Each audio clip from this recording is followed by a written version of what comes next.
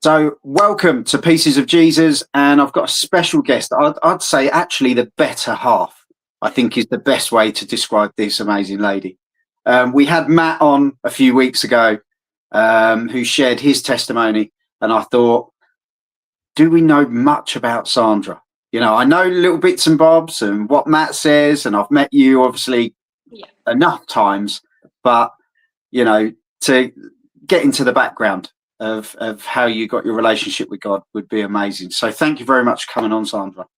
Thanks for having me. Honestly, it's going to be great. So I have been a Christian my whole life.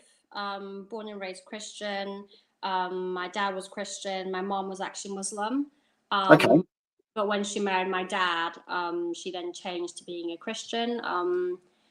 I've kind of, I've been raised a Christian my whole life, but I think I've had like 3 life-changing events that have actually made me believe in God, because there's a difference in just going to church when you're a child and, singing and all of that stuff, and which is great. But obviously, I didn't really know much about God to have that relationship with him.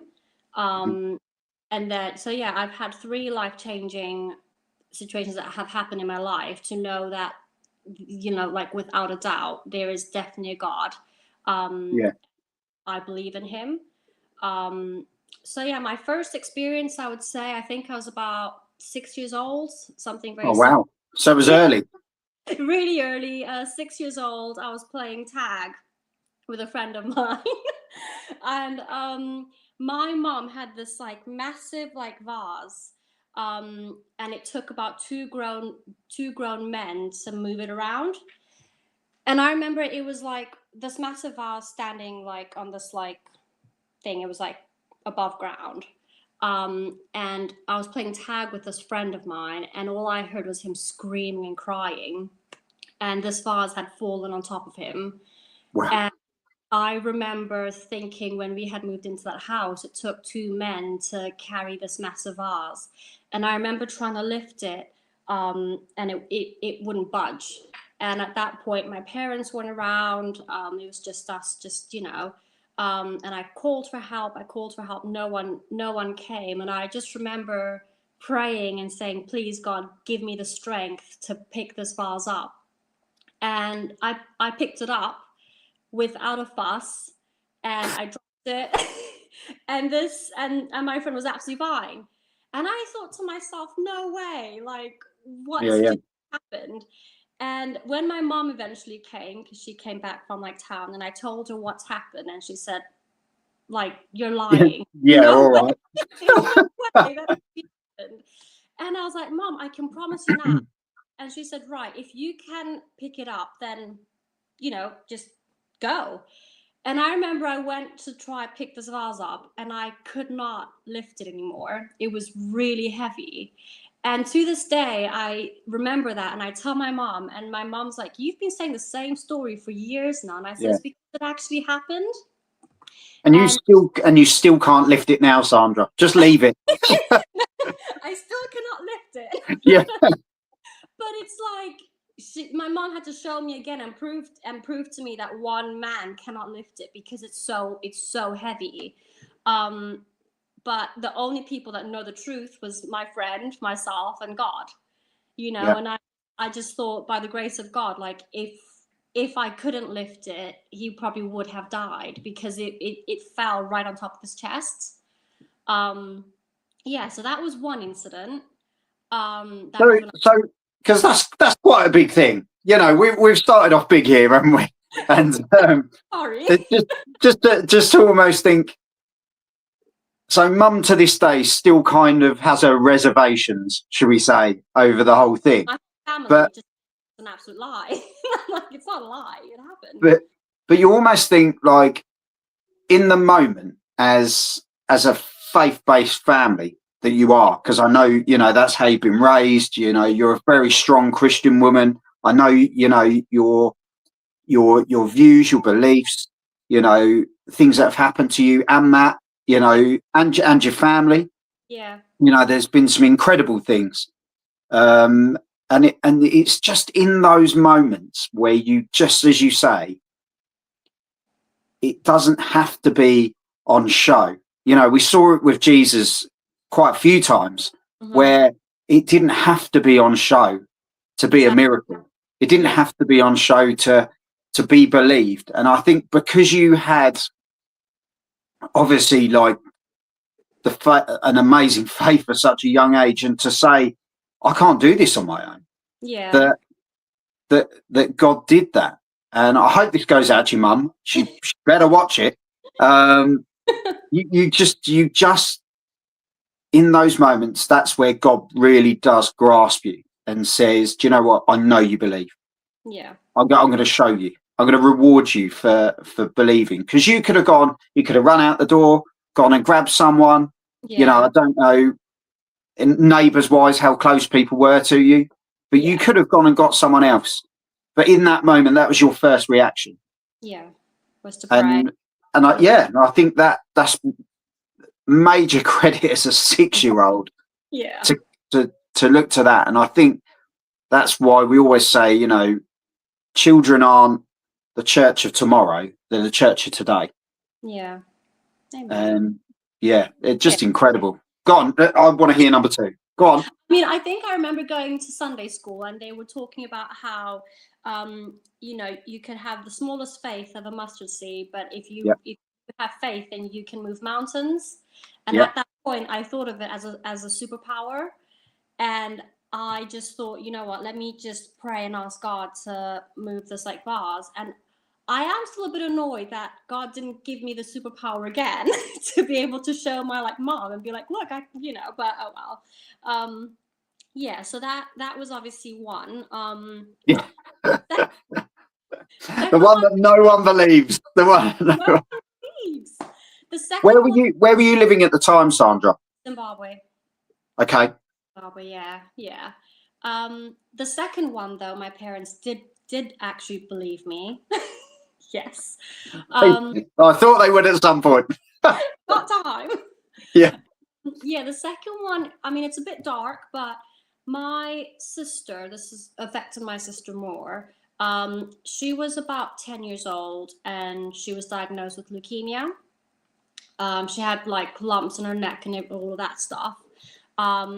They couldn't really do radiotherapy on her. They were quite afraid of doing any chemo on her because she was underweight really. And they were afraid that with the chemotherapy or radiotherapy, it would have pretty much killed her.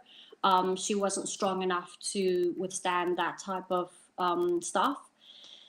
But I remember at that time we were in Zimbabwe and the doctors just said at the end of the day, you don't really have much of a choice. It's either you watch my little sister Stephanie it's either we watch her die slowly because she's unable to eat properly, she's losing weight, or we just pray and hope that she'll be able to survive the chemotherapy. And I remember thinking, I'm going to lose my baby sister. And I think I was 15 at the time, 15, 16. Wow. So it's a big age for you, isn't it, as well? Growing up. Yeah. And I remember my mum ended up taking her to South Africa with my dad. And I was the older sister that was watching my other 2 younger siblings while this happened. And I remember having a dream. And in this dream, there was this beautiful waterfall, and the water was crystal clear. And I'm standing on one side, and there's just green fields on both sides. Mm-hmm. And I'm standing on the one side, and I'm looking across the other side of the waterfall, and I see my little sister, and I see this massive angel standing right behind her with huge, huge wings. And he lifts her up and he flies her pretty much over to my side, to where I am. And I remember waking up feeling happy, but also confused, what was this dream about? I saw an angel in my dream and I just thought maybe I'm just wishing for the best and everything. And I remember I called my parents and I told them this dream. I said, what does it mean? And they said, well, hopefully it means it's good news, And I remember they did one final test before they did the treatment just to see exactly what's happening. And she was clear. There Oh, was wow. no cancer in her system. Like by some miracle, it was all just gone. And I just remember saying, "Thank you, God, that Yeah, you were able to speak to me in my dream and tell me that you've got her and that she's going to be okay and she's safe." yeah, Um, yeah. she is 19 now and she's absolutely fine. You know? Incredible, isn't it? Yeah. It's incredible. And I think we look at everything, don't we? And when God does something like we did when when you were 6, and you would have gone, wow, this is incredible. How was I? God listened to me. How did that happen? Yeah. For something like that, and then that happened, and you almost think he just keeps amazing me Yeah. every single time when you think it can't get better, and it's not doubting him, but it's almost like just going, well, that's amazing. He does it again. And Yeah. and I think because of your faith, I go back to it, Sandra, because of your faith, it doesn't matter whether it's a mustard seed. It doesn't matter, where you feel you're at with God. I think if you've got your eyes fixed on him and you turn to him, just look what he can do. And what a dream. Like to be able to say that as well to your family, Yeah. because that's a real brave thing to say. Well, I had this dream and I've just got this feeling. Yeah. It's a tough one when parents are going to view it differently to you. Other people on the outside are going to think, well, you know, Yeah. Yeah. what does Exactly. that mean? You Yeah. know, and yeah, just it's amazing. Like God is so at work. It's Yeah. amazing seeing what he's doing, isn't it?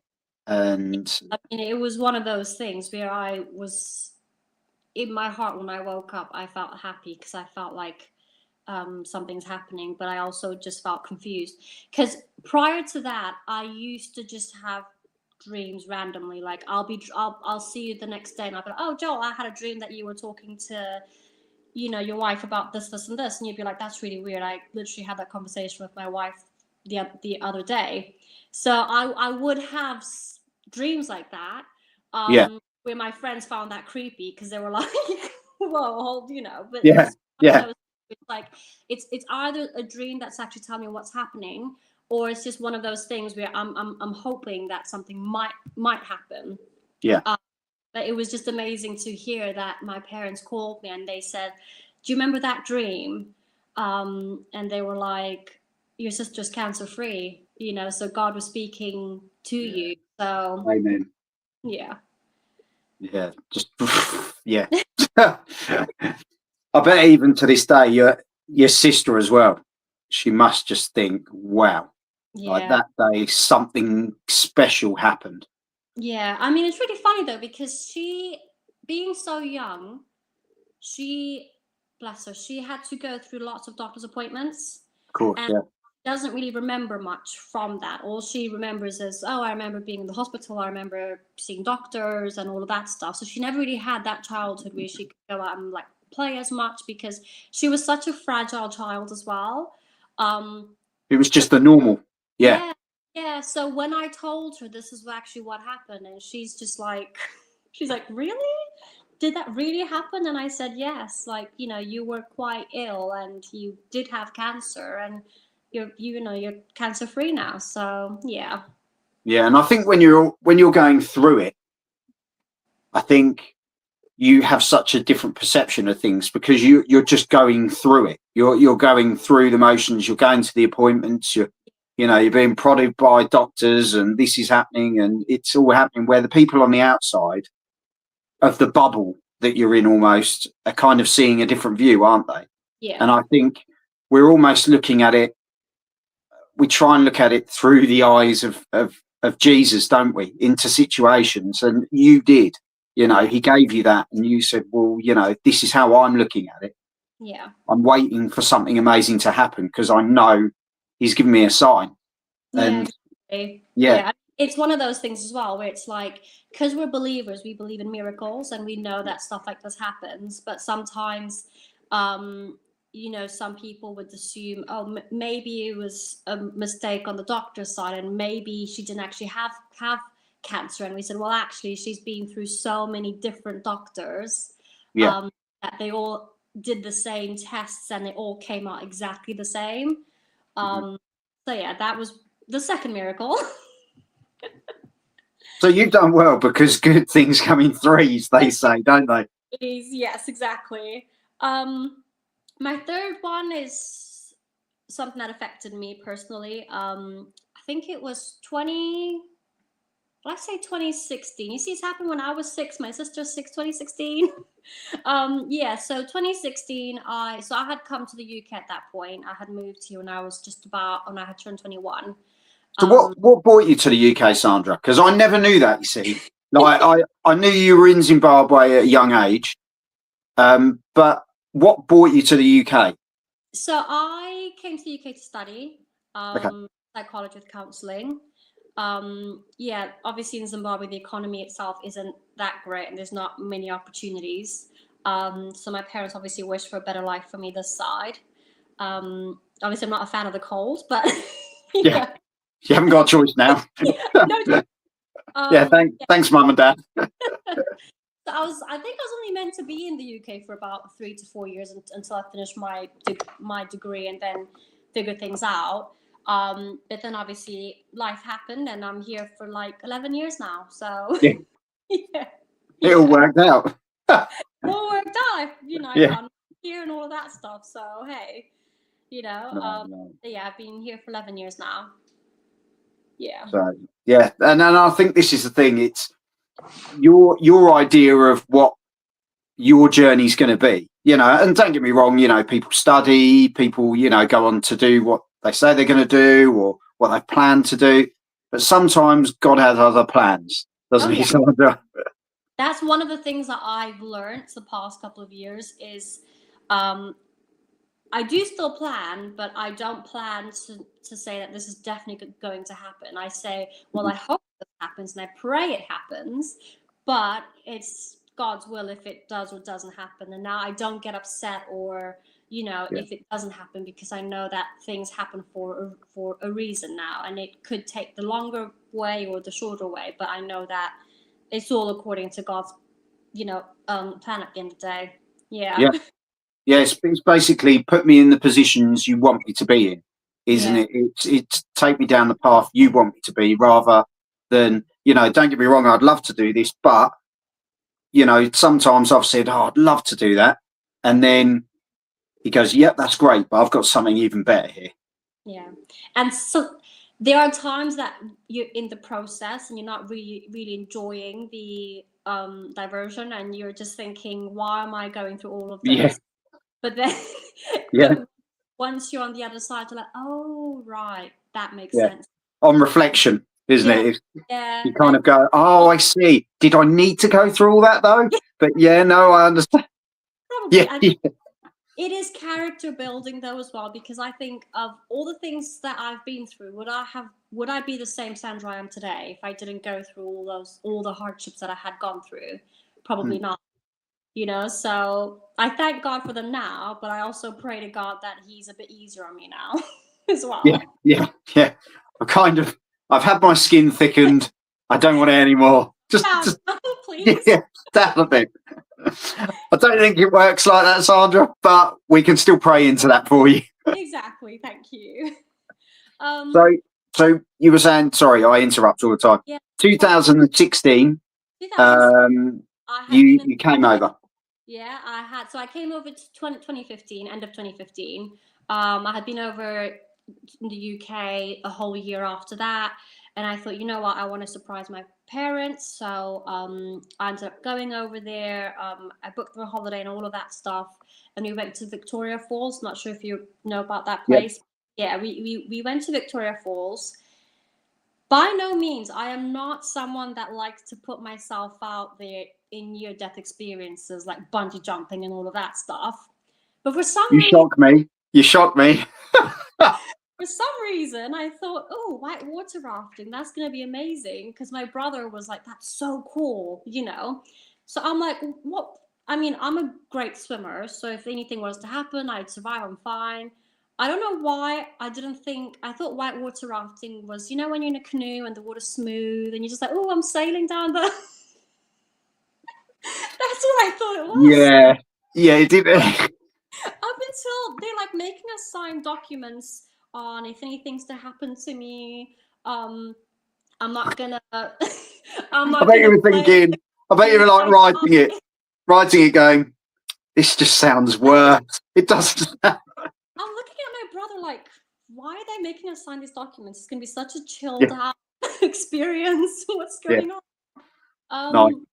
Yeah, and my parents, I don't think they kind of understood as well what exactly the extent of whitewater rafting, because I think my brother Ryan and I, we downplayed it, but obviously because we didn't know what it was itself, we just thought, oh, you know, it's going to be absolutely fine. We're going to be in a kayak or canoe, just going down the, you know, river. It's fine. So they make us climb this massive like mountain or whatever, and then we're going all the way down. And I'm just thinking in my head, all of this fuss just to go down this river, you know. We end up going, and now I'm looking at where we're gonna be, like this massive like gorge, and it's just like it's white waters, it's rough. And I'm just thinking, what have we gotten ourselves into right now? There's no way back because it was a long walk back, like all the way there. And the instructors are telling us what to do and how to, you know, just survive. And I'm just thinking, okay, like nothing's bad's gonna happen to us because we've got all these like guys around us. Um, so we each get into our own like raft, raft board thing. My brother's on the other one and I'm on one, and we go ahead. And I remember this guy saying you need to paddle as hard as you can because if that, oh my god, Like, that's like you need, when you feel you're going to die, paddle. yeah, yeah. And I'm just thinking, surely it's not that bad. Like I can see from the outside, but I didn't think that, you know, the waters literally pull you in. And he's like, you need to avoid the rock on the left hand side, so you have to try and paddle as hard as you can to like steer away from that like rock, because then it gets to a point like the way that it was, there was lots of different types of waters going in different like areas, so it was very Yeah. like, yeah, it was just intense. And I'm paddling, but I'm not paddling hard because I'm like, surely it's not that bad. Surely it's fine. And we're paddling, and this guy now is shouting, paddle, paddle hard. And I'm like, okay. And then we start paddling, and then all of a sudden, this raft, like we basically fall off completely.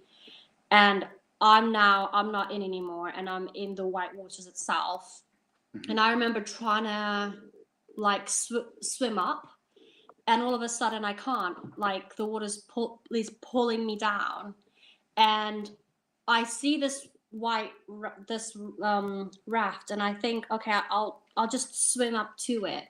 And I'm underwater still. I'm trying to swim up, and then all of a sudden I find myself, I'm stuck in the middle of this thing underneath this raft, and the the waves are pulling me in from both sides. So I try and go on the one side to try and get out, and I can't because it's dragging me on the other side. So I'm literally underneath this raft, stuck.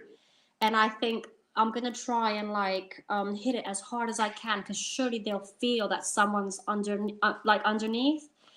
And I remember I tried to like hit as hard as I could, and no one was coming to rescue me. And I remember like thinking, I'm just going to keep on trying. Like, I've got the raft here. I just have to try and go to the other side and try and pull myself out. Or at this point, I hadn't even taken a breath from when I fell in. So I'm thinking like something's going to happen if I don't come out of here. I'm going to die. And I remember just trying my best, trying my hardest. And it got to a point where I just stopped and I just said, I'm going to die here. And I remember like trying really hard to hold my breath in as long as I could, because I said if I just keep holding it for as long as I can, someone's gonna notice that I'm not on the raft, and someone is gonna come and help me, and someone's gonna come and rescue me. And I kept trying to hit it, from underneath, and no one came. And I remember my body was starting to shake because I didn't have enough oxygen in my system anymore. And I remember, like, when you look in front, like, I remember the sides was going black. I was losing vision, I was losing sight, and my body started to jerk. And I remember just saying in my mind, in my head, I said a prayer, and I said, Lord, just tell my parents that I love them, and forgive me for all of my sins. And I remember at that point, I literally was about to breathe, because I knew this is it. If I breathe, I'm going to take it. I'm just going to die. And I accepted my fate. I accepted dying. And literally, as I was about to breathe, I felt this massive hand just pulling me out the water. And I got out, but my body, I was trying to breathe in as much as I could, but I couldn't, like, it seemed like no air was enough to open up my lungs. And I remember them saying, are you okay? Are you okay? Because my lips were apparently blue, and my complexion had gone completely. And it took me a long time to, like, breathe. And I remember thinking, I want to go back to dry land. I've had enough. Yeah. They were like, we're only 5 minutes in. Like, we've got a whole hour still. And I was so afraid, because I said, if we're 5 minutes in and I almost died, I don't know if I can do this. And I remember just thinking to myself, any time the guy said, paddle hard, I knew that he meant, like, this could be life or, like, death, Yeah. And when I say I paddled my hardest on both sides, I was paddling so hard. And even then, like, 25 minutes in, half an hour in, I was still struggling to, like, breathe. And then I remember we came across this massive bit where the water went up, and then it like dropped, like this massive drop. And I'm just thinking, oh my goodness, no, like, I cannot fall out again. Everyone else at that point had fallen out.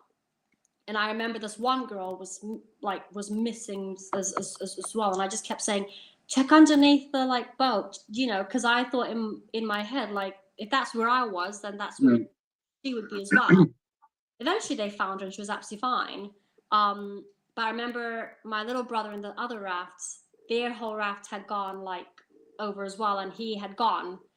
And I wanted to cry, because I thought, he's just dead now. Like, there, the worst case scenarios happened in my head, and I saw him coming out from the water, and he just had massive, like, fear in his face. Yeah. And I remember thinking, we still have like an hour to actually go. And we ended up paddling, and then towards the end, we ended up getting into really calm waters, and they're like, do you want to swim with the crocodiles? I'm like, no. Why would we want to swim with the crocodiles? Like, I nearly died back there with no crocodiles, and now we're going to go. Oh, you want to make us swim with the crocodiles? Are you? Yeah. It's almost like, well, you haven't gone up to this point, so now we're going to put you into a situation where you will. Yeah, I'm like, I'm okay. I'm fine. Yeah. You guys want to, but my brother and I, we are not doing that. Yeah. That wasn't on the sheet. Do you know what I mean? Yeah. But honestly, it's like, it was one of those things where it does still affect me sometimes, where it's like, whenever I hear of a person in the news that died of drowning, it always takes me to that point, because I'm like, I was literally one breath away from drowning myself, like, dying.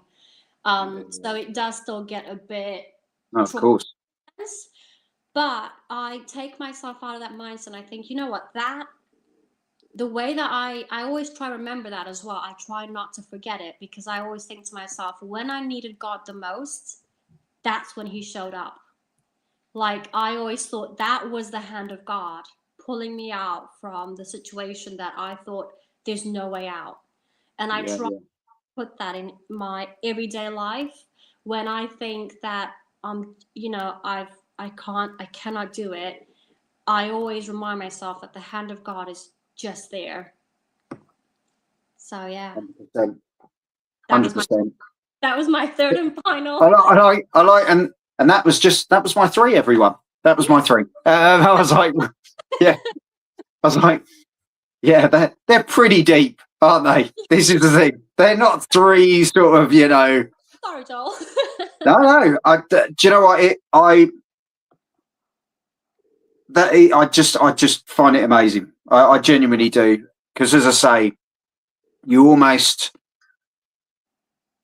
when you just think God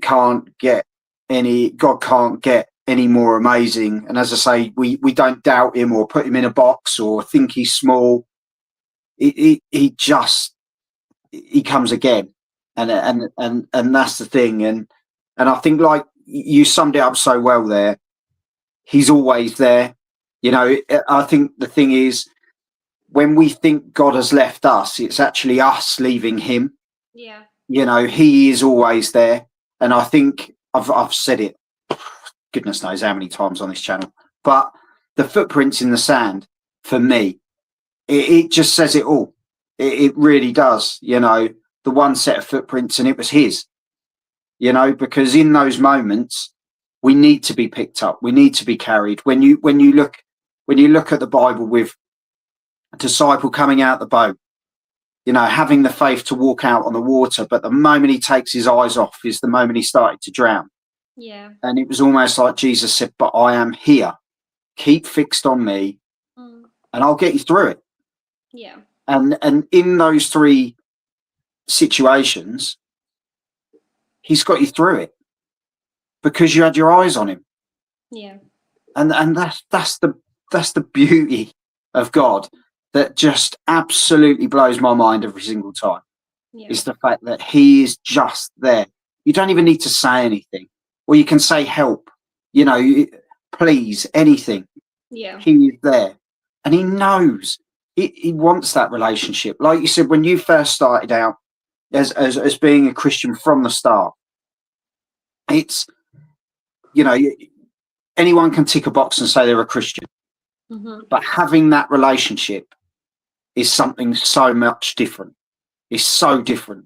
And you found that relationship so early, and he's just blessed you so much for it. And, I know what an amazing wife you are. I know what an amazing mum you are.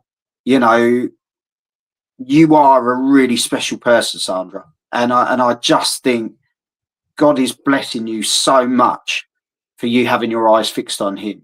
Same with Matt. I know Matt's been through it as well. Yeah. I don't mean with you. I mean in his life. He's been through it. Yeah. And even from being made redundant. Yeah. That was major for him. And yet, look what God has taken out of a dark situation. He's put him straight back into the light again, and actually in a better position than he was before. And this is the beauty, as I say, of what he does. When we can't see that way out, God creates one. Yeah. He says, just come over here then, because look at this. Look what I've got for you over here. Yeah. And it might not happen straight away. It might not be one of those things where, like with your sister's cancer, that would have been a process of prayer. But don't stop praying because something hasn't happened. Keep praying because it hasn't happened yet. Exactly. That's exactly it. And I think, in that situation, when you knew that things were difficult and that could have been your last breath, and you gave God your last breath, he said, I'm going to give you more. Yeah. And you're amazing. You really are, Sandra. And I love chatting to you.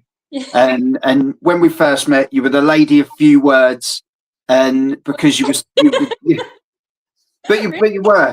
You almost like stood behind Matt a little bit, and then you've just flourished into this person that is just so godly and wants more of him. And I think when we invest in him, when we give everything to him, he gives it back. Yeah. He really does. you know, your house situation, all the situations you go through, even the ones that we think are really minor, God turns it into something amazing. Yeah. I'm just blessed to be here today. Do you know what I mean? Every day is a blessing. I think I've got into that mindset now, and it's not always been that way. Yeah. It probably hasn't been for you at times. You get into those moments in life, and you just think, oh, another day, you know, oh, a Monday, or you know, yeah. And there are days like that, but Yeah. I think if we wake up and we just say, what do you want from me today? Where do you want me to go today? Who shall I talk to today? He'll give you the opportunities. That's exactly it. Is I think there are many times where sometimes I think maybe not believing in God would make it easier for me, because sometimes I think, oh my goodness, all the trials, all the, you know, all of this stuff. But then I look at the three events, the major events that have happened in my life, and I said, how can I not believe in God? How can I turn my back away from God after He's shown and proven to me time and time again that He is alive and He is there for me? And sometimes I think it's so easy to let life batter you and get, you know, swept in what's happening, be it sickness or illness or, you know, just life in general, that sometimes we then just struggle. And I think with all this, stress hasn't always affected me, to be fair, because I just think, well, if God's done it before, you know, He'll do it again. But then that's when sometimes the devil himself like ramps it up by a lot. Yeah, 100%. And the thing is, all he's got to do is make you stray. He's got to turn your face, and it can be something that you think is God related. Yeah. That you know, you think, oh, I should be doing that. Yeah. You know, he hasn't got to do a lot. The devil literally can just go, look at that. Do you remember when you used to really like that? Do you remember when you used to do that? You know, how about that? Yeah, and exactly. And they're those times where it is difficult. But I tell you now, I think if we look at everything through the eyes of Jesus, I just don't think you can go wrong. And don't get me wrong, we all fall short. We all do. But God says, just keep going. Yeah. Keep your eyes fixed. I know it's going to be hard. I know it's going to be difficult. It wasn't easy for Jesus. No. He had it harder than everyone. You know, he had them, they were out for him from day one. Yeah. And he had that for all those years. And just look at the beauty and the love and everything he showed everyone in the midst of the chaos. Yeah, exactly. And I think as well, like one of the things that I'm learning now in this season of my life, and what the devil tries to avoid or try and stop, is asking for help. Yeah. Sometimes, be it if you're a Christian or not, sometimes you think that asking for help is a weakness, and you end up having these chains that you feel like you're alone or you're isolated. And I had to take myself out of that mindset to think that asking for help is a sign of weakness, because I thought, actually, the second I ask for help, I will have an army of people that are ready to actually help me. And yeah, it is like God has given us people, friends, family, loved ones for us. Yes, there is God. Yes, there is Jesus. But we've also got our loved ones or our friends or people who are close to us that are ready to be there to love and support us. And I there's a season for everything. And I think it's just in my heart, you know, for whoever is watching anyways, that like asking for help is not a sign of weakness. It's a sign of strength. It's a sign to say that you're not giving up and that you're ready to keep on going. Yeah. And I think, as we say, I think it's come in all of your stories that you've shared, is the fact that there's always been someone there. Yeah. You know, you were never on your own in those situations. And yeah, I think, you know, when Jesus came, he surrounded himself with people. Mhm. And I think that's the thing. If we're aspiring to be like him, not to be him, but to be like him, we've got to start looking at how he acted, what Yeah. he was doing, and when he got people around him, because he knew it was going to be tough, Yeah. but he also orchestrated the right people in the right place, and he did that with you, with your friend at the age of 6. He did that, but he did, because if you weren't there, what would have happened? Yeah. He I had was he had you where he needed you. yeah. Yeah, yeah. You've got to let it go, Mum. But it was, but it's people at the right time. Yeah. It's having that faith, and yeah, you're just so faithful. And I say, just keep doing what you're doing, because God has created us the way He wants us. As I say, He knows we're going to slip up. We knows we're going to do things wrong, but He wants Sandra to be Sandra, Yeah. because He knows what you are capable of and how He can use you. Same as Matt, same as me. He can do that with those people. Mm. And yeah, I want to thank you for coming on. It's honestly, it's lovely to talk to you. It really is. And we'll have to have a catch up soon. It'd be lovely to see you and Matt. Yes, definitely. And yeah, I just want to pray for you before you go. Is that Yeah. all right? Absolutely fine. I just honestly think God's got massive plans for you and Matt. He really has.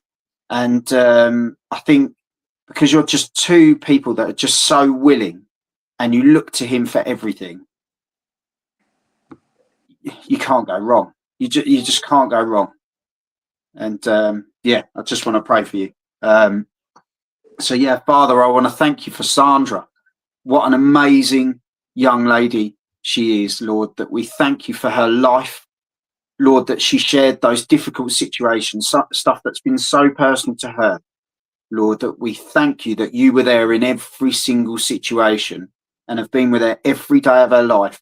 Whether she's seen you, Lord, or she hasn't, you are there. And we just pray for more situations that come along that reveal more of you, and that Sandra has more opportunities to share you with others, because that's all she wants to do. She wants to lead more people to your kingdom. She wants to share your love, and she wants to share what you have done for her. Father, we thank you for Matt. We thank you for everything that he brings to the family, everything that he's doing. We pray that you just ignite these two people, Lord, and put them where you need them to be. They are amazing people, and I love them dearly, Lord. So I just pray you bless them, that they overflow onto everyone around them. And Lord, that faith level just continues to rise as they look to you for what is coming up as well. Thank you so much, Lord. Amen. Amen. Thank you, Joel. Thanks for having me on. Honestly, it wasn't that bad, was it? No. No, it wasn't. Oh no, not Joel. Of anyone. No. I can cope with other people, but him. No, it's all good. And I'm glad, you're now settling in to your new place. And there's been a lot of change. I know there has, but God has got you. 100%, He's got you. So yeah, love to you and the family, and we will definitely catch up soon. Yes, please. That would be great. Thanks, Joel. You take care. God bless. And just to say, Mum, she was telling the truth. Thank you. I She was telling the truth. She needs to pray, and it will be revealed. Yes. You take care, Sandra, and I'll speak to you soon. God bless. See you later.